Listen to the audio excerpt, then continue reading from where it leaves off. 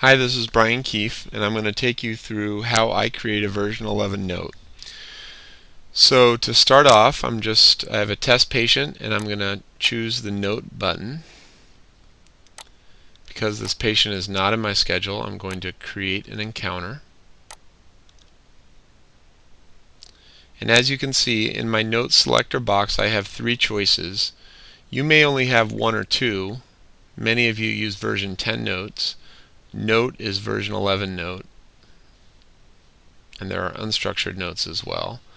I'm going to choose note.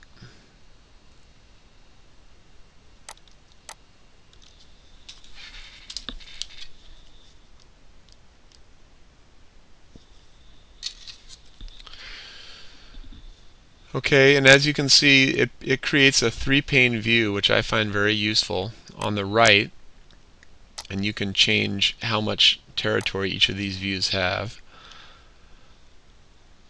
On the right, I have my chart viewer, my problem list, vitals, medications, on down the line, many of the things that you'll see in your regular chart.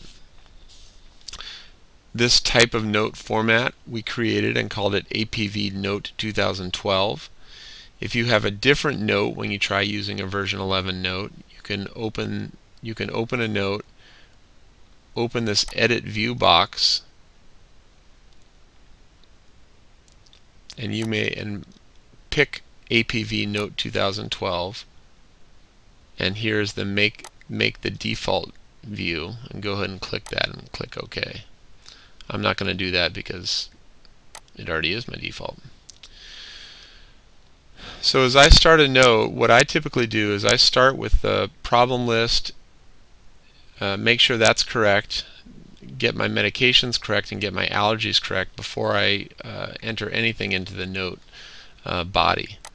So my problem list I'm going to look at, and I'm going to go through and make a few edits. Atrial fibrillation, this patient is no longer having, so I'm going to resolve it. And it's incorrect that this patient ever had hypertension, so I'm going to right click on it and change the status to enter an error.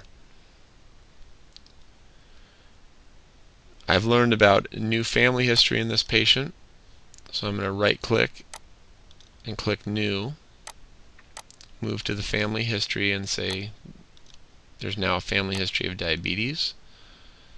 And in the social history, and again, I can just right click anywhere out in this box and click new. The social history, I'm going to change the occupation. And as I'm doing this, if I wanted to go through and just click through each section, I could go ahead and do that. I can add things to past surgical history, past medical history. And so I've made a lot of problems, a lot of changes to my problem list.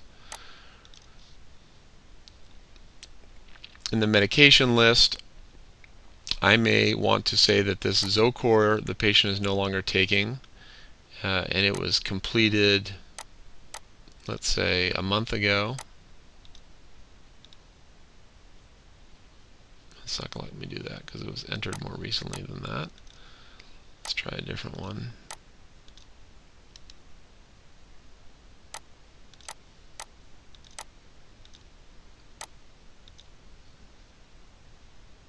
So I said that this medication was completed a couple of weeks ago.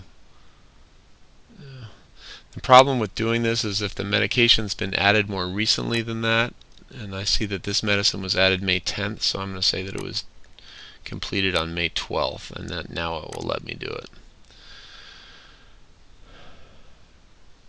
While I'm here, I'm just going to go ahead and reconcile the medications. I'm going to check the allergies. They look correct. I'm going to reconcile them.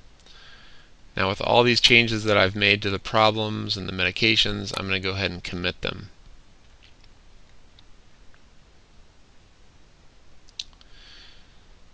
So now when I look through the body of my note, I can see that the active problems, and sometimes I may need to hit this show all, will reflect my active problems here. My medications, if I scroll down, will reflect my medications here.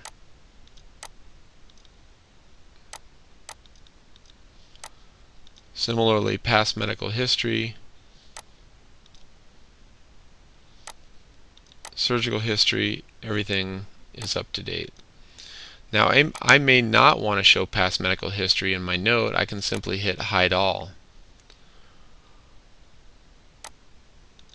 Or, if I don't want to show all of the social history, I could hit Hide All and then only show specific parts of it.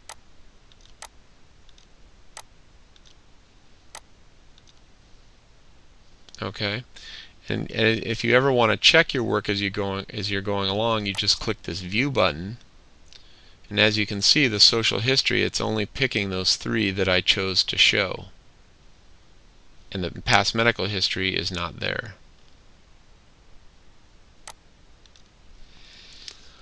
So now I can go ahead and enter in the body of my note. I'll start with the chief complaint, and I'll say it's palpitations. In the history of present illness, now this doesn't show up that well with Dragon, but I'm just going to Dragon in something quickly here.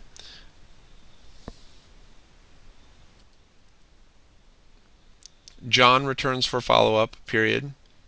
He has been well and has not had any symptoms of chest pain, period. He does report periodic palpitations, period.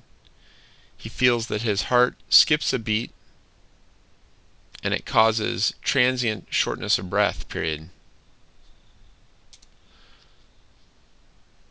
I can then take what I just dictated and pop it right into the note. Physical exam, I'm just going to use the physical exam that's set up and click All Normal. If I want to change anything, for example, the patient has tachycardia, I can just change it, or premature beats.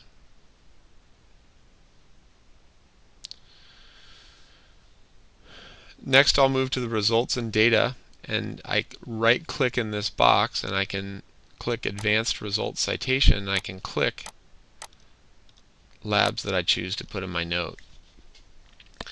If I want to put chart data in my note, I can go to my chart viewer, and I'm going to open up a cardiac test. I'm going to copy either the whole document or parts of it. So here I'm just going to copy the whole document.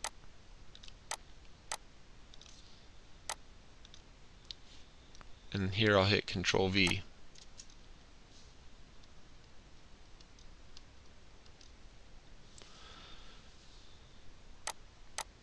Next, I'll go to my assessment, and I'll add chronic renal insufficiency. My plan may be simply to order a blood test, so I will go ahead and order a basic metabolic panel. I could also choose to schedule a follow-up.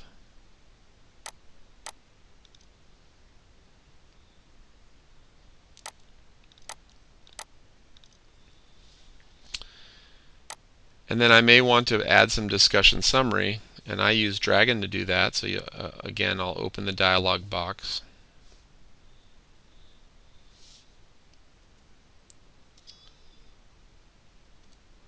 Chronic renal insufficiency, obtain a Chem 7, new paragraph. Hypertension, well controlled, period, no change to medications, period, new paragraph. Coronary artery disease, no symptoms of angina, period, continue secondary prevention, period.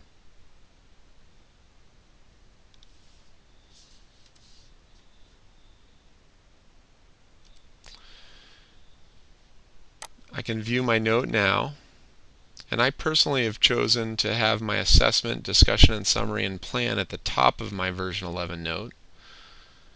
Then you can see my history of present illness, my problems, medications, exam, and data. And that's how I create a version 11 note. I'm going to go ahead and sign it.